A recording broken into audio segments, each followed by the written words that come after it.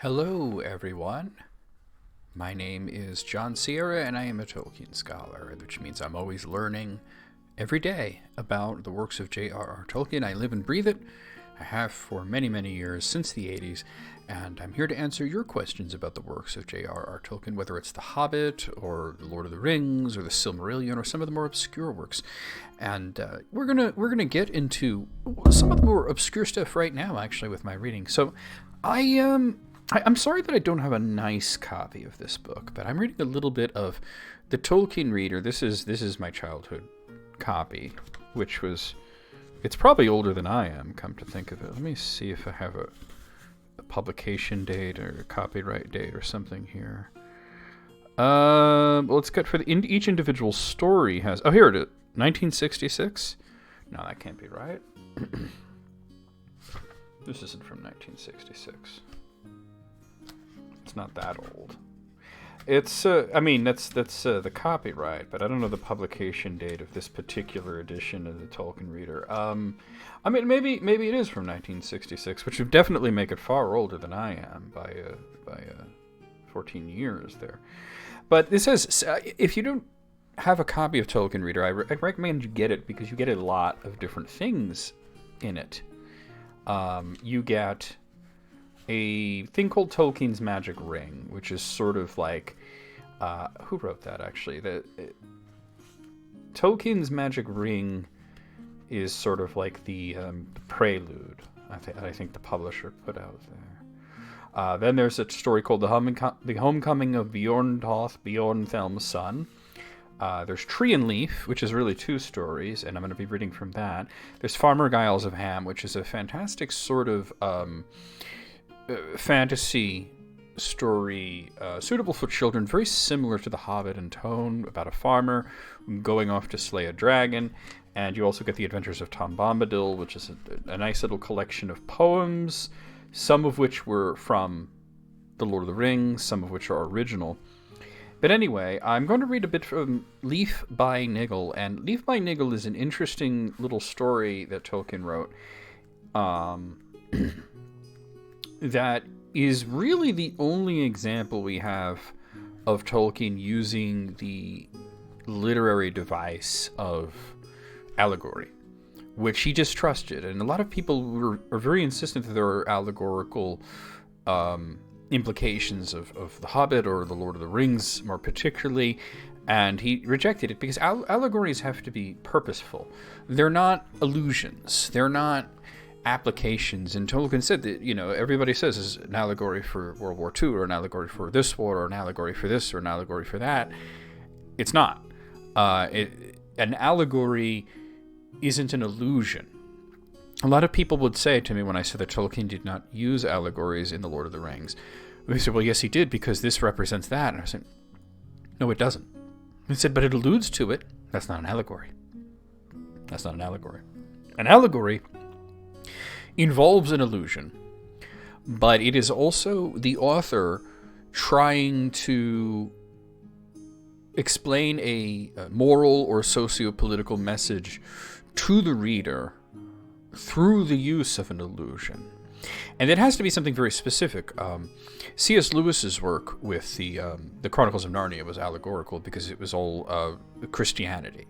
And while you see elements of religion in Tolkien's work, most specifically the Silmarillion, it isn't trying to impart a specific lesson to you. It is, you can apply the lessons that it teaches you to many different aspects of your life. It's not very specific. I can get into this whole allegory rigmarole.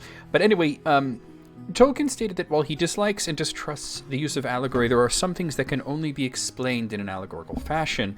And Leaf by Niggle is an interesting look at the writer's own creative process and the idea of a unfinished masterpiece that you work on but never really finish. And you can understand how the Legendarium is that. The Legendarium, or the Saga of the Three Jewels and the Rings of Power, was never finished and can probably never be finished. And I believe I have a question about that on the docket today, about the unfinished nature of it and what could have prevented it. There is a question coming in later. But let's read a bit of Leaf by Niggle. I'm just going to start from the beginning and read like a page or two here. So here we go. There was once a little man called Niggle, who had a long journey to make. He did not want to go. Indeed, the whole idea was distasteful to him, but he could not get out of it. He knew he would have to start sometime, but he did not hurry with his preparations. Niggle was a painter, not a very successful one, partly because he had many other things to do. Most of the things he thought were a nuisance, but he did them fairly well, when he could not get out of them, which in his opinion was far too often. The laws in his country were rather strict. There were other hindrances too. For one thing, he was sometimes just idle and did nothing at all. For another, he was kind-hearted in a way. You know the sort of kind heart. It made him uncomfortable more often than it made him do anything, and even when he did anything, it did not prevent him from grumbling, losing his temper, and swearing, mostly to himself. All the same, it did land him in a good many odd jobs for his neighbor, Mr. Parrish, a man with a lame leg. Occasionally, he even helped other people from further off, if they came and asked him to. And now and again, he remembered his journey and began to pack a few things, in an ineffectual way. At such times, he did not paint very much. He had a number of pictures on hand. Most of them were too large and ambitious for his skill. He was the sort of painter who can paint leaves better than trees. He used to spend a long time on a single leaf, trying to catch its shape and its sheen and the glistening of dewdrops on its edges. Yet he wanted to paint a whole tree, with all of its leaves in the same style and all of them different. There was one picture in particular which bothered him. It had begun with a leaf caught in the wind, and it became a tree, and the tree grew, sending out innumerable branches and thrusting out the most fantastic roots. Strange birds came and settled on the twigs, and he had to be attended to. Then all around the trees and behind it, through the gaps in the leaves and the boughs, a country began to open out, and there were glimpses of a forest marching over the land, and of mountains tipped with snow. Niggle lost interest in his other pictures, or else he took them and tacked them onto the edges of his great picture. Soon the canvas became so large that he had to get a ladder, and he ran up and down it, putting in a touch here and rubbing out a patch there.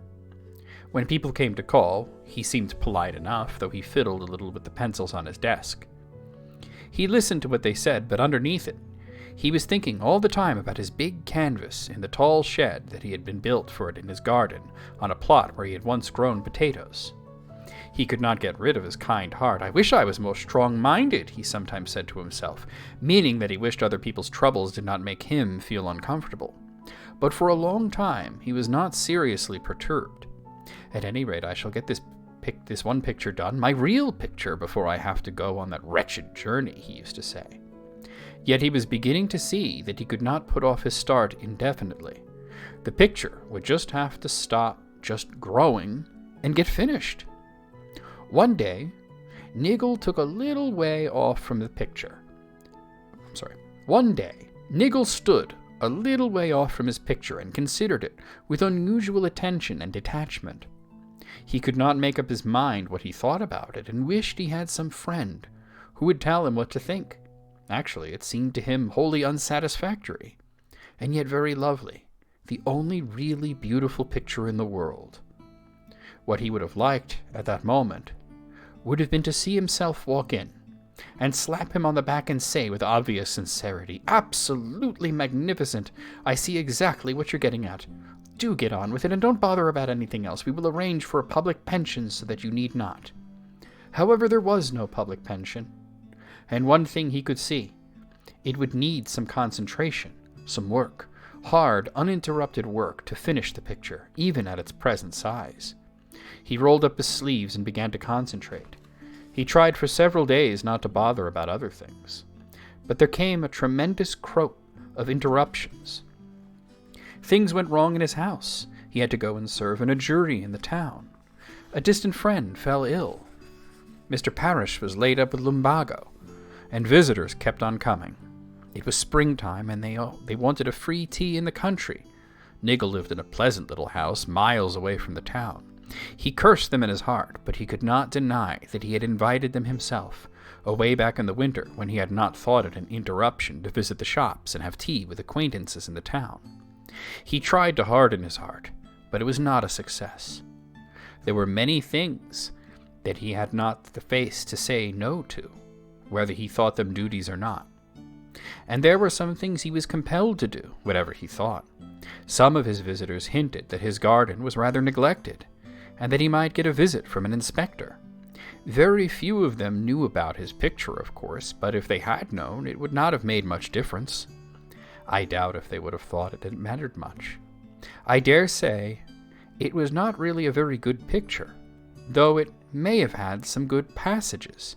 The tree, at any rate, was curious, quite unique in its way.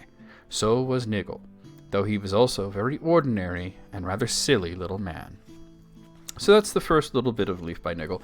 And you could see the allegory there is that Niggle is J.R.R. Tolkien, and that the picture is his Legendarium, and it started with a leaf, and it became a tree, and then there were branches, and there were birds, and there was a meadow and a city, and there was a forest and mountains and all this stuff, and it got bigger and bigger and bigger, and he can never finish it. And I won't tell you where the story goes from there, but you can see that it's explaining his creative process while also telling you a lot about the author himself, a lot about the kind of person he is, the kind of things he had to go through to give us what we did get of the Legendarium. But anyway, let's get on to your questions. I have 19 this time. A lot of great questions came in this week. I couldn't just pick just a few, so we had to go kind of overboard and pick 19 of them. Let's start with this one. This one came in from House Santos, who asks, is there bad blood between Bilbo and Lobelia Sackville Baggins? If so, why? Kinda, yeah. It's not really all that serious, though. Lobelia is the wife of Bilbo's cousin, Odo Sackville Baggins, and he's named Sackville Baggins because his father, Longo Baggins, married Camellia Sackville, and I guess the family decided to hyphenate their name. Lobelia was from the Bracegirdle family, and her husband were envious of Bilbo's wealth, especially his home, Bag End. It was the best house in, the best hole or home certainly in Hobbiton and Bywater and the surrounding area, possibly the best home in all of the Shire, or at least the one that was the most attractive. Bilbo didn't get along with a lot of the hobbits in the Shire, but the Sackville Bagginses were especially annoying to him, particularly Lobelia. She had a habit of making off with his spoons. She would come by, for tea or whatever, and he was too polite to say no, and then he'd find some spoons missing. Regardless, as Otho was Bilbo's eldest living cousin at the time, he kind of just assumed that he was going to get the house, that he was going to be Bilbo's heir, and Bilbo put it perfectly in The Lord of the Rings. He said, "They never forgave me for living so long." So by the time that Bilbo's ready to up and just leave the Shire for good, he's 111 years old, which is very old for a hobbit. They generally live to about 100. Of course, there are outliers. Drontius Took, who was one of Bilbo's ancestors, lived to be 130. But here's the thing, at 111, or 11-1, as he'd like to say, he didn't look aged. He still looked the same that he had since he was 50. And Lobelia still expected to get the house, and she was pretty angry when Frodo was named as Bilbo's heir. Frodo wound up selling Bag End to Lobelia and her son Lotho. Anyway, at this point, Otho had passed away. But Lobelia, who was a changed woman later on, and she was very old at the end of The Lord of the Rings, she made amends after enduring capture by Saruman, and her son was murdered. She gave Bag End back to Frodo, and she made him her heir. So it all turned out all right in the end. But, it was really just like a family squabble over inheritance and some missing spoons. It was really not that serious. Okay, next question. Did Aragorn have a middle name? Not as such, but he had a lot of names. Characters in Tolkien's world don't usually have surnames or middle names. Hobbits are an exception. Hobbits are sort of like the most like real world people because they have family names and they have given names, but sometimes the people in Lord of the Rings or the Hobbit or whatever that are not hobbits, they have titles, or they'll have a second name or a third name that's given to them. And it really depends on their culture. When Aragorn is first mentioned by Gandalf in the story, it's just Aragorn. They don't mention any other names. But when he's introduced to Frodo later in the Shire, he's Strider, which he explains that's what they call him in Bree, from his penchant for covering long distances on foot very quickly. When Éomer hears about Aragorn's feats of walking very far, he calls him Wingfoot, which is kind of an upgrade over Strider.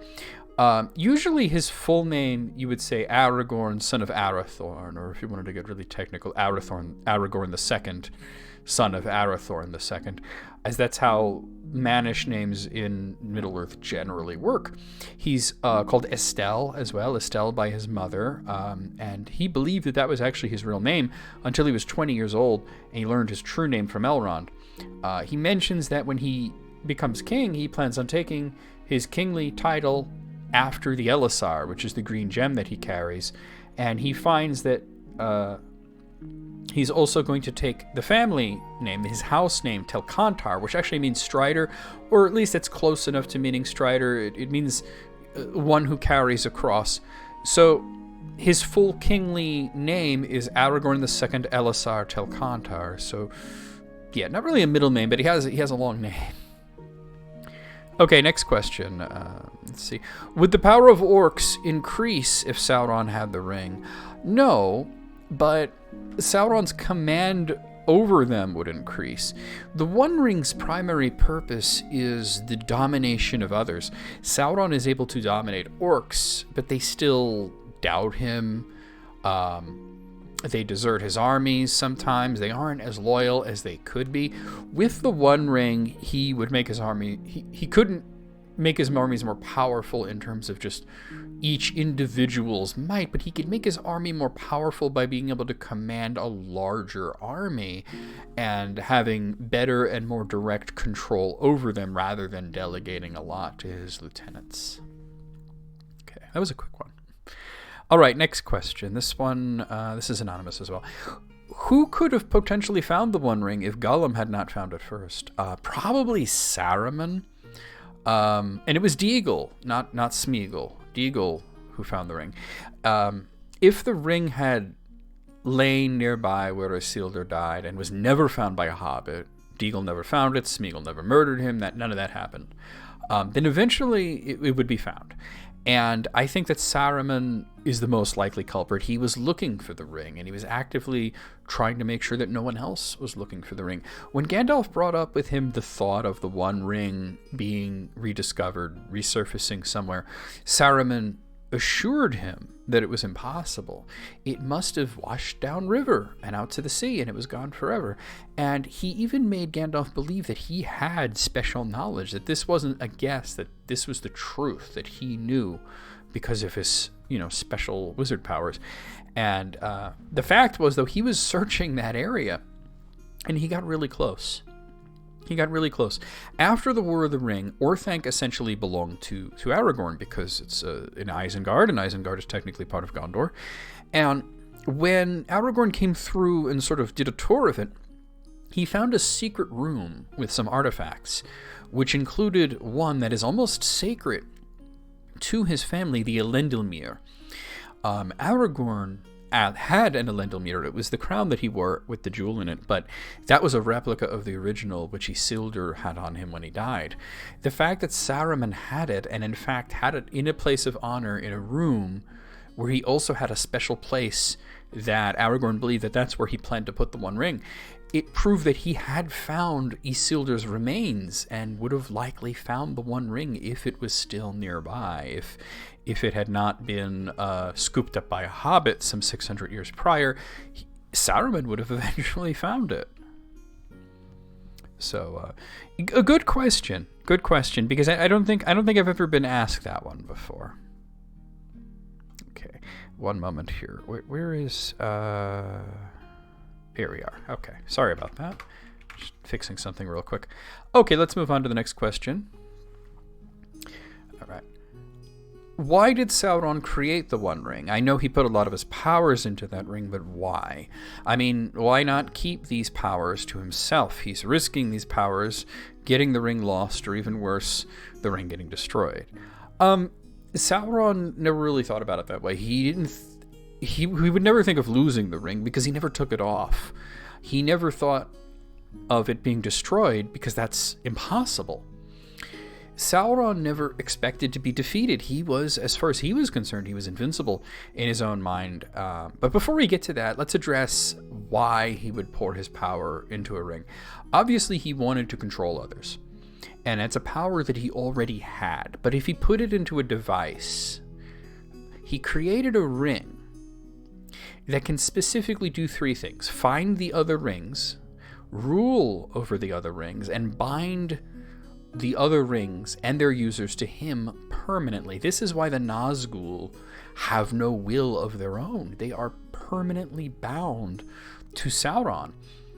In putting his power into a ring, he's safekeeping his power. Sauron saw his master, Morgoth, put his power into his own ring, we'll put that in air quotes, but that ring was the planet itself, Arda, and his armies, his weapons, his devices, his creations.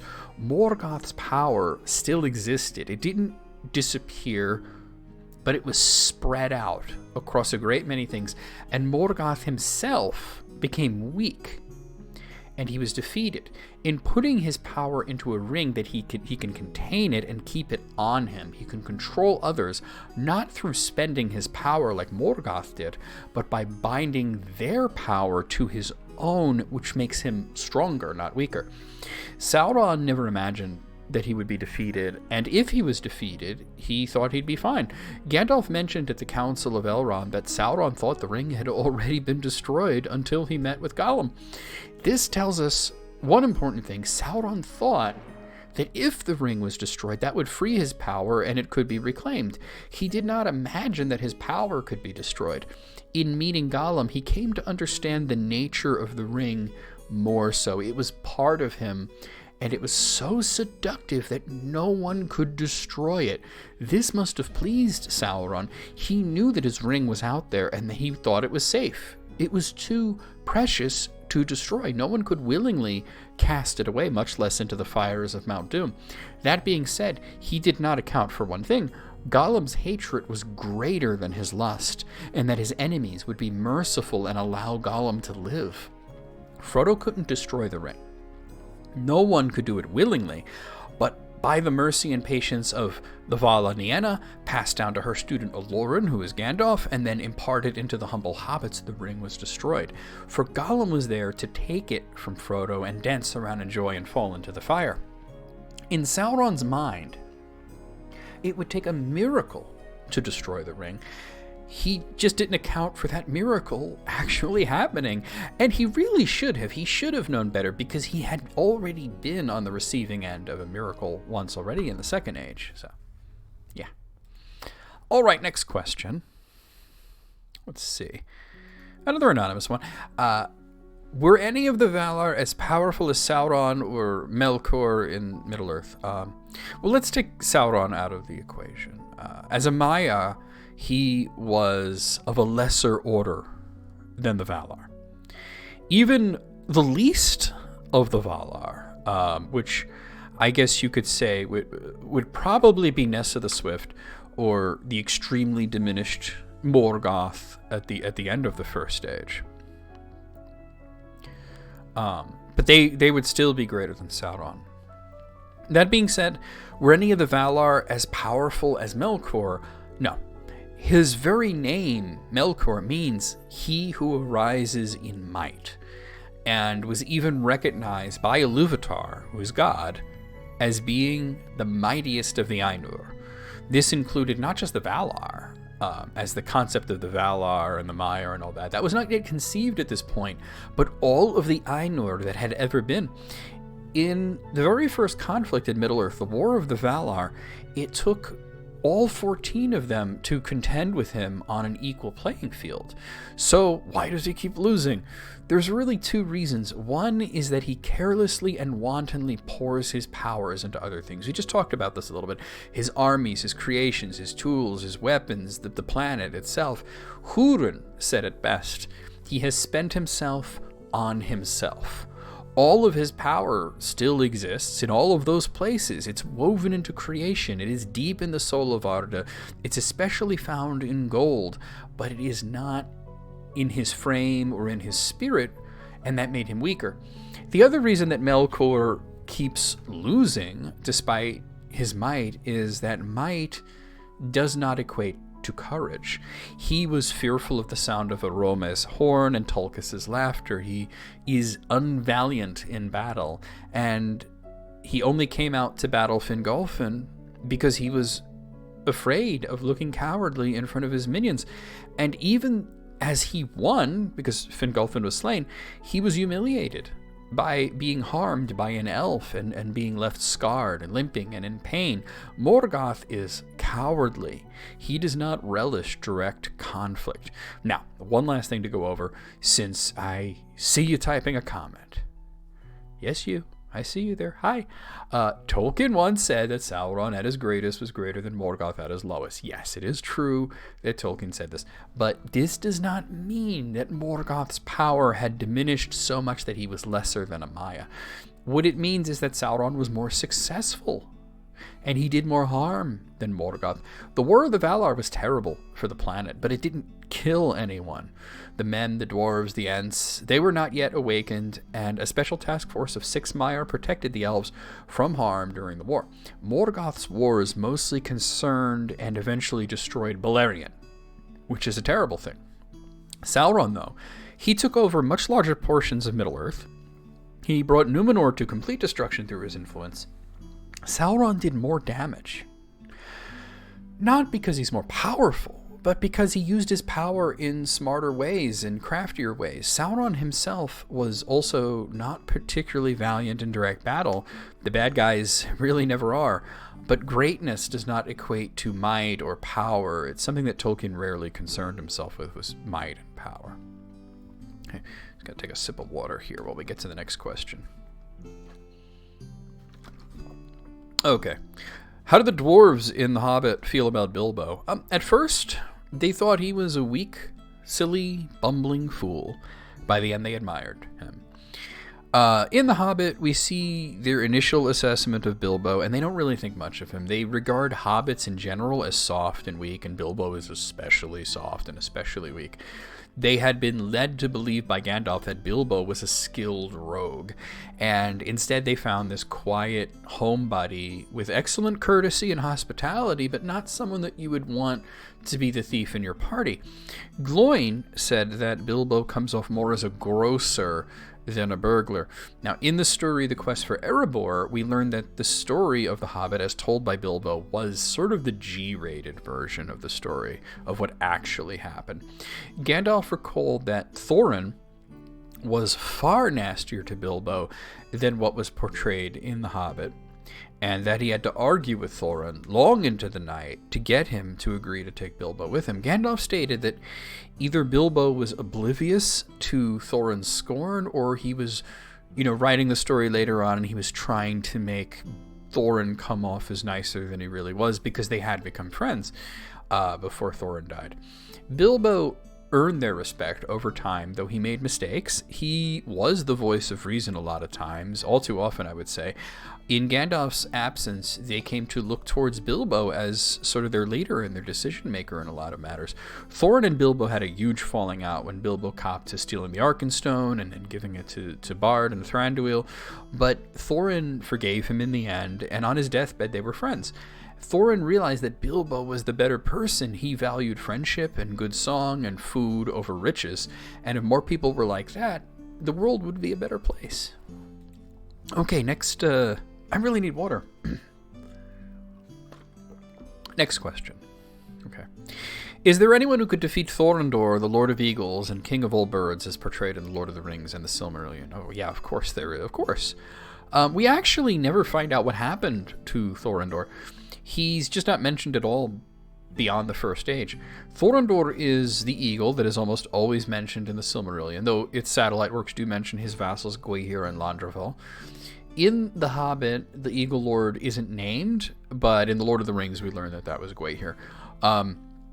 Tolkien varied his thoughts from time to time and the actual nature of the Great Eagles of Manwë, he initially saw them as Maiar spirits that were just in bird form.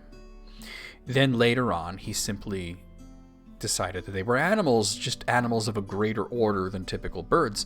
And then late in life, really just a little bit before his death, he decided to change his mind again. And in some of these last writings, which were published in The Nature of Middle-earth, he reverts back to the original thought. They are Maiar after all.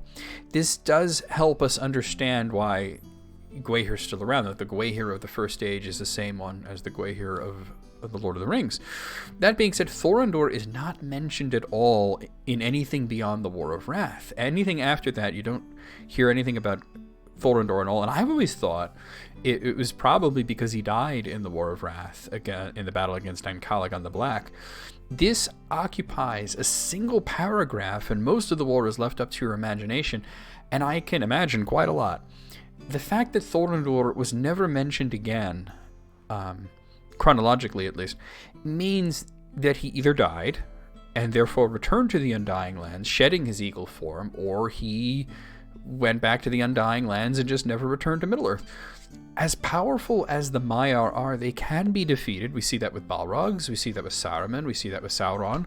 If you prefer to believe that he's simply a big bird who can talk, this makes it even easier to imagine his defeat in battle.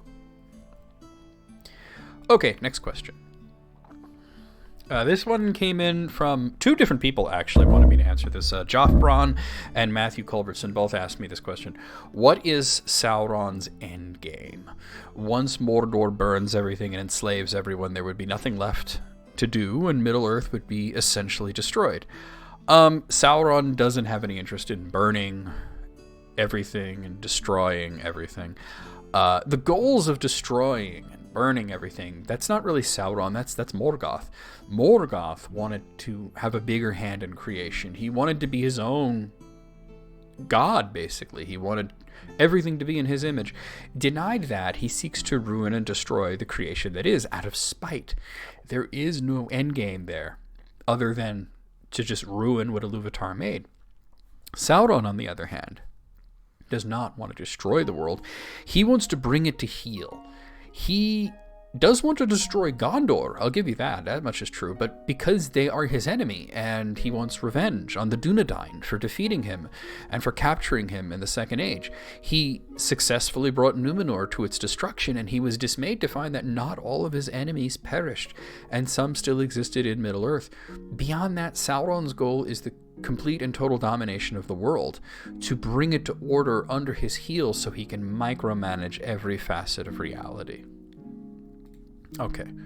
Next question. This one came in from Andrew Montgomery, who asks, in the appendix to The Return of the King, the narrator says that the waning of the Dunedain's long lifespan was slower in the north than it was in the south. Is this because of the activity of the three elven rings? I don't think so, no. I wouldn't say that that's anything to do with it. The Dunedain lifespan was always going to wane. The memories of Numenor that was fade and time marches on. The Dunedain are essentially endangered in a way. They're men, like any other. They're mortal. But they are the last of the Edain, the noblemen of the First Age that became the Dunedain. In Numenor, their lifespans may have stayed ever long had they kept their faith. In Middle-earth, though, they were faced with one thing. Marriage to non-Dunedain was going to introduce the blood of Middle-earth into their lines. This is not a bad thing. Men being given such long lifespans was a grave error from the start.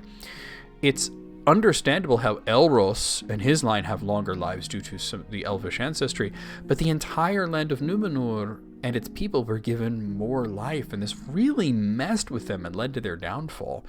So with the understanding that the diminishing of their lifespans is probably actually a good thing, the fact that it happened more in Gondor is due to the fact that the men of Gondor were more ready and willing to marry outside of their own circle, while men of the north interbred more. Aragorn, for example, is a descendant of both Isildur and his brother Anarion due to the marriage of Arvedui to Firiel.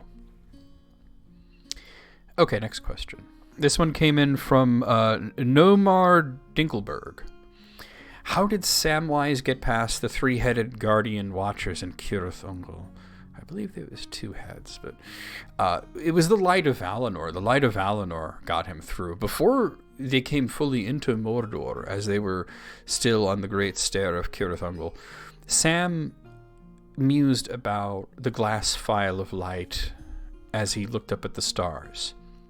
Eärendil is the point of light in the sky that we would think of as the planet Venus, shone very brightly, and from the old stories that he had been told by Bilbo, Sam knew that it was a Silmaril, the co-mingled light of the two trees of Valinor, caught in Selima gems wrought by Feanor. The Silmarils were out of reach. Eärendil's was in the sky, another was in the ground, and the third one's in the sea. But the light of Eärendil was captured in the glass phial given to Frodo by Galadriel. Sam mused that he is essentially holding a Silmaril, a non-hollowed version, made of glass instead of Selima, but close enough. And he was wondering, do the old stories ever end? We're in the same tale as Beren. The same light that Frodo held in this little bottle was the same light that once lit the Undying Lands. It was enough to puncture through the veil of mist and confusion that the Valar used to prevent elves and men from finding the Undying Lands, and so Eärendil and Elwing came to Valinor. It was enough to repel Shelob. So what I'm getting at here is that if this light could push through a barrier that the Valar made, no barrier made by Sauron or any of the sorcerers that work for him stands a chance against that kind of light. And it was using this light that had Sam pass the Guardians at Cirith Ungol. I might have to, maybe next week, or maybe not, we'll see how I feel about it, but I might have to read that section of The Return of the King where Sam talks about the Silmarils and the same, how they're in the same story as Beren and Luthien, and it is in fact the same light because it's the light from Eärendil, which was the light of the two trees, the light of Valinor, but it's specifically that one, the one that Eärendil has, is the same one as Beren had. So it was the one that he took from Morgoth's crown. Okay, next question. Let's see. If Sauron had regained the One Ring and controlled all of Middle-earth, would his empire have been a paradise for orcs and friendly men, or would he have oppressed his own armies and become hated even by them too? The latter.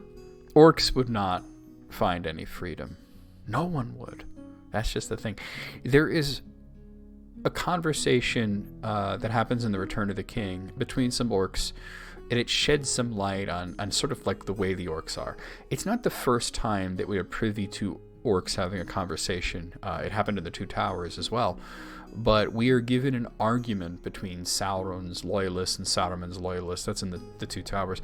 In The Return of the King, though, the orcs are painted a little bit differently. They are the foot soldiers, and they're not happy.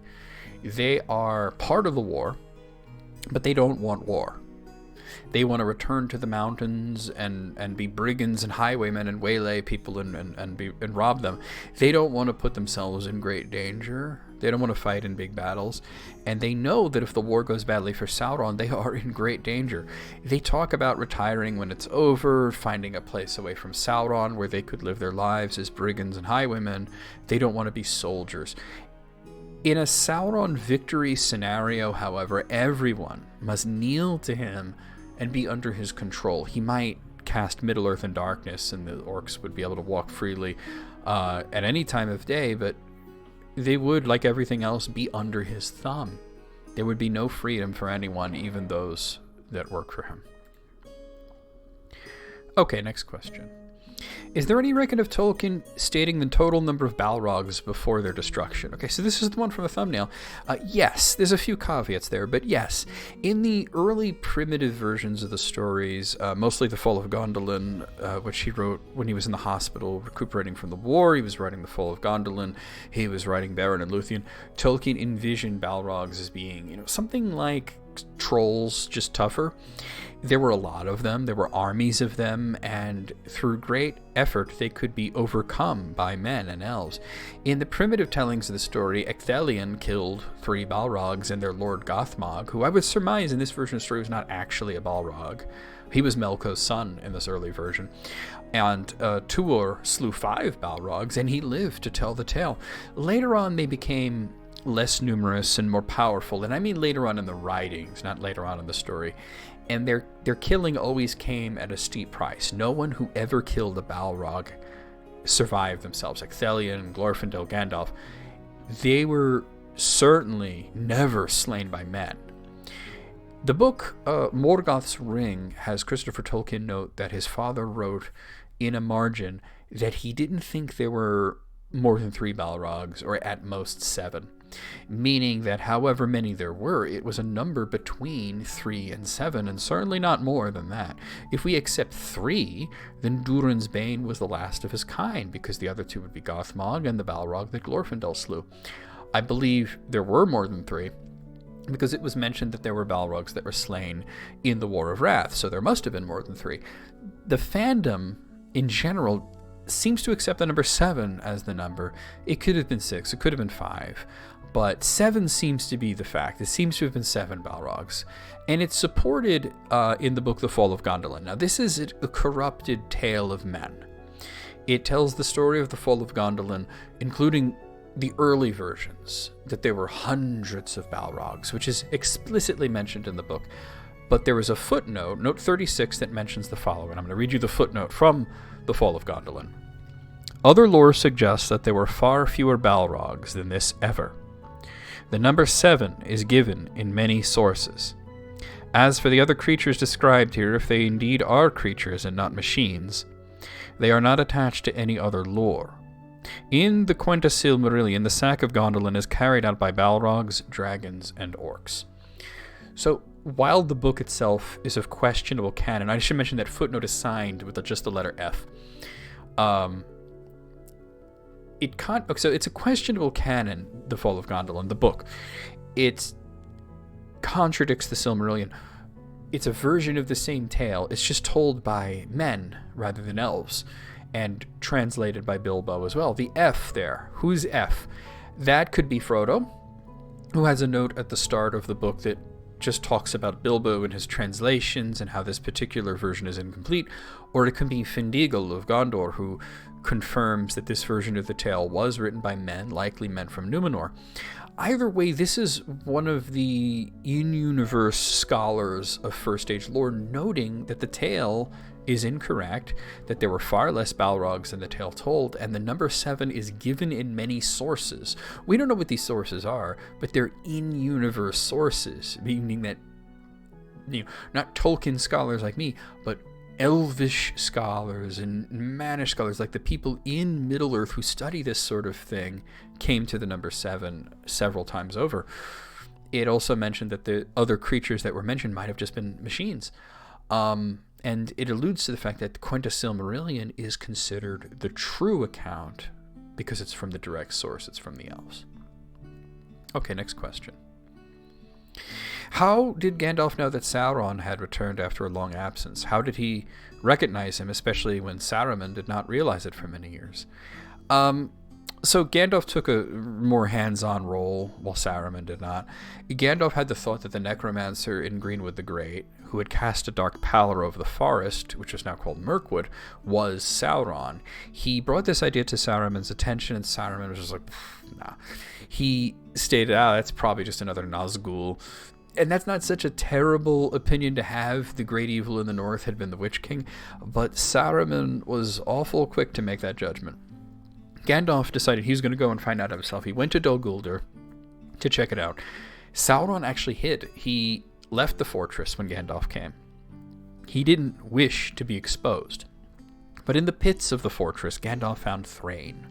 Thrain was dying. He was near death. He was babbling. He was not really coherent, but he still had the map of Erebor and the key, which he passed to Gandalf.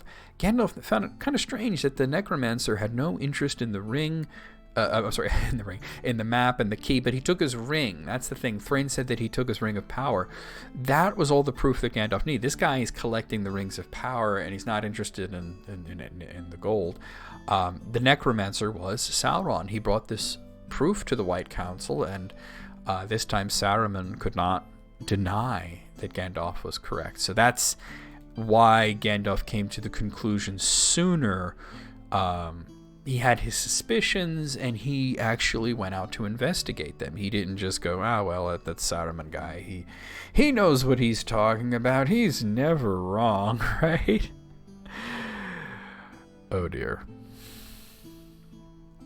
Okay, next question. Would Gandalf or... Oh, hold on. Okay, no, it's an anonymous one. Would Gandalf or Saruman have deviated from their mission if they fell in love with an elf and married them? Yeah, quite possibly. It's what happened to Melian. The idea of the Astari, the wizards, came about in the Second Age when Alatar and Palando came to Middle-earth along with the elf Glorfindel.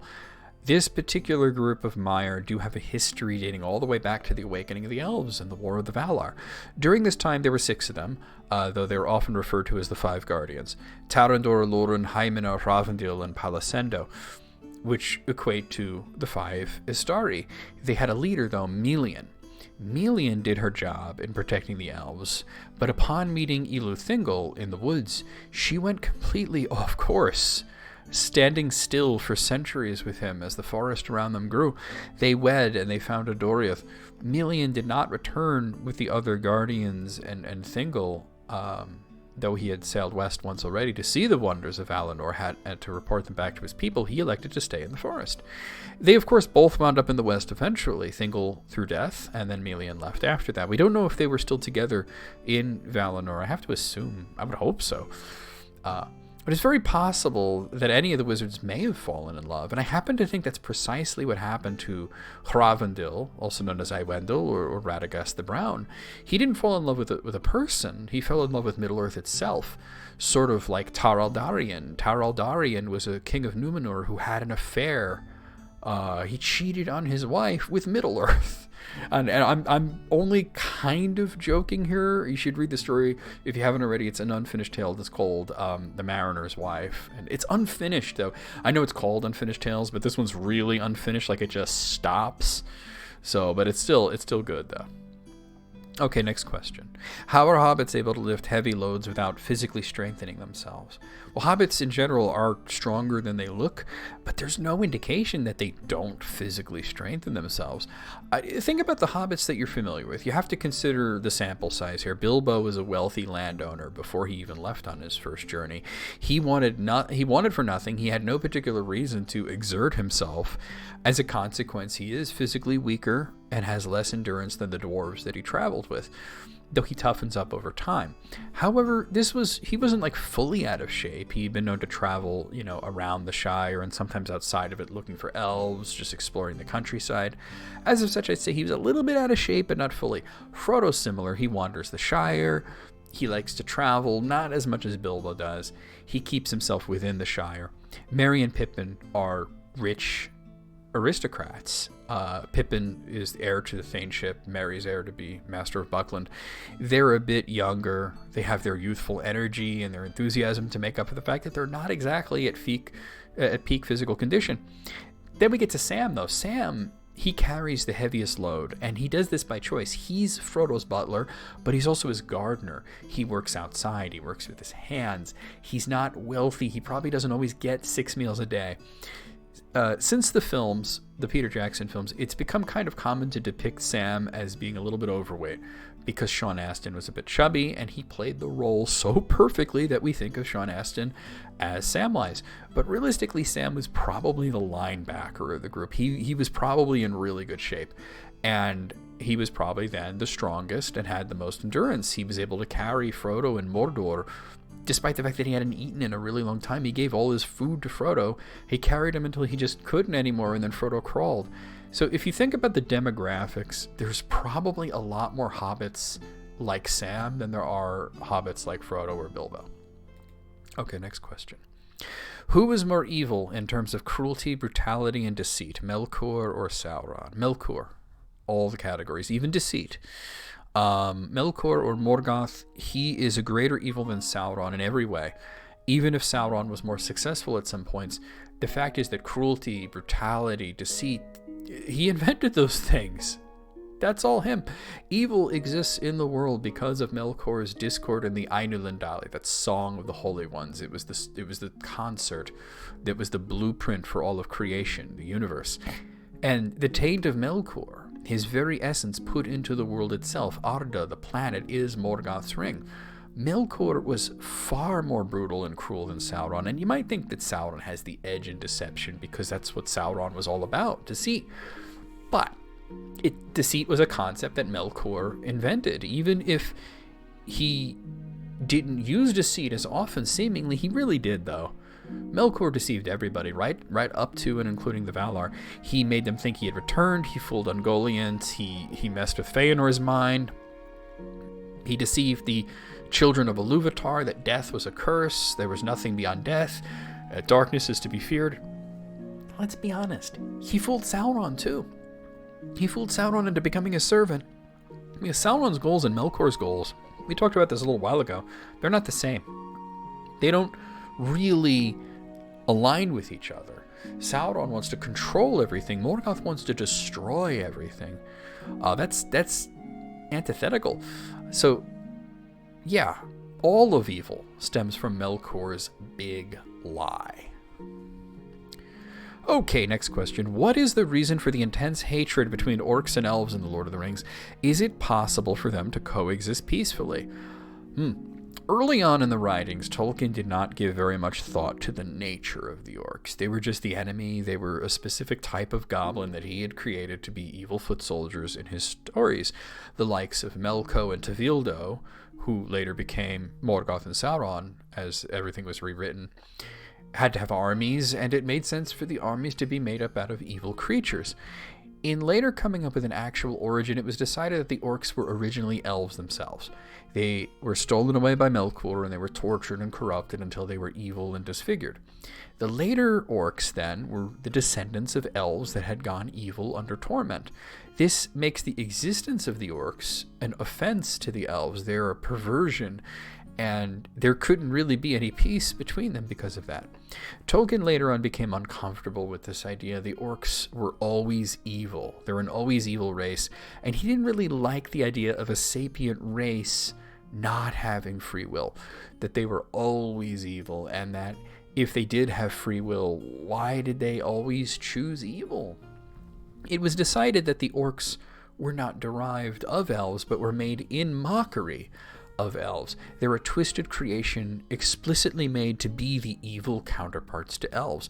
Melkor could not create anything new, nor he could create anything beautiful, but he could create things out of other things. He could change things and distort things to suit his own needs. Tolkien came up with various theories. There's a lot of different theories that he came up with for the actual origin of orcs.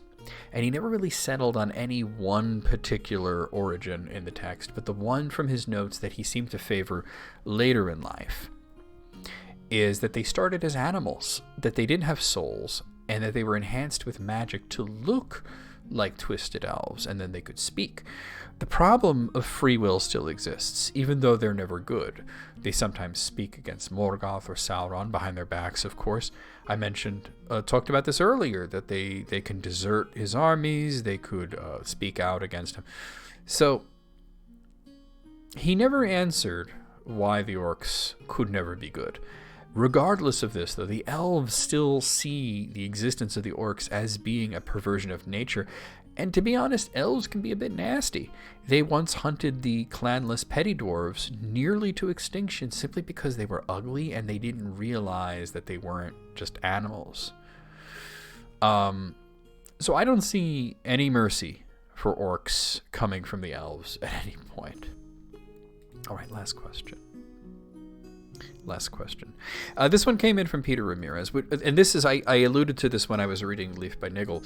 Would Tolkien have fared better, maybe even succeeded in completing his Middle-earth mythology, if he had the use of a modern word processor with cut and paste options? Would autocorrect have been a hindrance? So, it's a really interesting question. Let me tell you a little story here. And I promise that this is relevant to the question. A while back on Quora, a question came across my request that asked what sort of writing implement did Tolkien prefer to use. And I didn't really know it off the top of my head, so I had to put Quora aside for a bit and do a little research to find out. I found out all about it, including quotes from Tolkien himself about his preferred writing apparatus. Before I sat down to actually write the answer, though, I was like, well, let's see what other people said. And I did notice that I did the research first. I don't want to look at what people say and then think, oh, that sounds right, and then just go with that, because that's disingenuous. It doesn't really work that way. I want to independently research, find out the answer, then just to see if anybody covered it really well. Because if somebody else covered it really well, I don't need to answer it. And you might think, well, why research it then? Because I didn't know and I wanted to learn. Anyway, I saw that there were several answers, and a lot of them were, well, I don't know. Which I don't know is a valid answer if the meta context that follows is that you can't know. The information doesn't exist, or there's too many conflicting reports or whatever. There have been several instances where I had to give an I don't know answer to a question simply because the information isn't there, or that we don't have enough information and we can only rely on surmise. However, just posting I don't know with no other information is not acceptable to me. So there was one answer in there. I'm not going to mention the person's name. I'm not going to put them on blast because I think this person has gotten more than enough of their share of attention. But this person claimed with absolute certainty and absolute confidence that Tolkien used a dip pen, which is the sort of pen that you have to dip into an inkwell every once in a while. And this person's reasoning is that's what they preferred to use. I guess this person thought they were Tolkien or fashioned themselves after the professor so much that they assumed that their personal choice retroactively reflects to Tolkien. Not only is that ridiculous, I mean, I'm laughing right now, but it's untrue. And I have the information to back it up. Tolkien is often portrayed as writing by hand, and there are a great many handwritten notes, but those are notes. They're scribbles that he would jot down to organize his thoughts. The actual writing, when he sat down to write a story, he didn't sit there with a pen writing out The Lord of the Rings by hand. He used a typewriter, and he preferred a typewriter. Now let's get to the relevant part. Tolkien loved typewriters. That's not a surprise. Many writers love typewriters, but he specifically preferred electric typewriters, and they're a little older than you might think. They first came around in the 1870s. This sort of flies in the face of ye old Professor Arcastron Mondoceres. Then he distrusted machines and he shunned modernism and all this stuff. He did distrust machines, and it was for a very specific reason. They interfered with nature and his philosophy and his view of life. He didn't like paved roads. He didn't like cars. He felt the scenery went by too fast. He was old-fashioned, even in an old-fashioned era. That doesn't mean that he was a Luddite and that he shunned all technology. A rare audio recording of Tolkien reading out a bit of The Two Towers surfaced a while back, is now extant on the internet. And it came from a tape recorder. And it was the caveat here was that he had distrusted the tape recorder because it was a machine, but he got over it by saying a prayer over it and blessing it. He might have been joking about that part. But he admitted that hearing the recording back was an enlightening experience for him. He said the tape made it good. He also imagined how technology could help him write. He longed to own a custom electric typewriter that would allow him to type in Tengwar script, which never happened. So all of that being said, I think Tolkien would have had a lot of things to say about modern technology, especially how fast it changes and everything, but he would only have praise for the specific tools that would help him write. He probably would have loved the idea of speech to text, though he would probably be frustrated at not picking up on names from his constructed languages, and he did tend to speak very quickly, and that would probably trip it up. But Tolkien preferred electric typewriters specifically, which allow you to type much faster than a manual typewriter, because you don't have to strike the keys quite so hard. He'd probably feel quite at home with a modern keyboard. He would love the tools that writers have. He would still have a lot to say about the scenery and over-reliance on machines. However, here it is. None of this means that he would have successfully finished the Silmarillion or his work as a whole. Having tools to help him write faster doesn't mean that he would finish. It would just mean that he would get more revisions. And when he died, Tolkien was in the process of rebooting the Silmarillion again, this time with a more real-world cosmology. And you could read about this in the section called Myths Transformed in the book Morgoth's Ring. This would have meant starting over from scratch, and he did not get past the outline phase when he died. Tolkien's good friend C.S. Lewis once told somebody, and it was quoted, that Tolkien was a perfectionist and a procrastinator both, and that the only way that we got the Lord of the Rings is through what C.S. Lewis referred to as great midwifery. That it's like he was giving birth to the Lord of the Rings, and there was other people there that acted as the midwife to like get this thing out of him so that people could enjoy it. And this is obviously true because Tolkien had regrets. The Lord of the Rings wasn't as long as he would have liked it to have been. It wasn't detailed enough. The appendix was unsatisfying. It should have been longer. Tolkien was like a gardener. He was always tending his garden, pruning his garden. Occasionally he'd rip up a section and start with fresh new soil. A garden is never complete. It's an ongoing project. It's a process that just keeps going. And this was his essential design philosophy towards his work, which you could read about in Leaf by Niggle. It would never have been complete to his own satisfaction, even if he had all the technology in the world and if he lived as long as Durin the Deathless. So that was the last question. That being said, if you got this far in the video, I'm assuming, and hopefully correctly so, that you actually enjoyed this video and hearing me ramble and rant about Tolkien for, well, this is the first video in a bit to go for over an hour. So leave me a comment, like the video, subscribe if you haven't, and if you have a question for me, you can surely just ask in the comments section, or if you want it to be featured in a video, you'll have to put it on Quora. There is a link to my Quora in the description, or if you just write anything on Quora about Tolkien and it suggests people to tag, I'm going to be on that list. So I'll see you guys next week.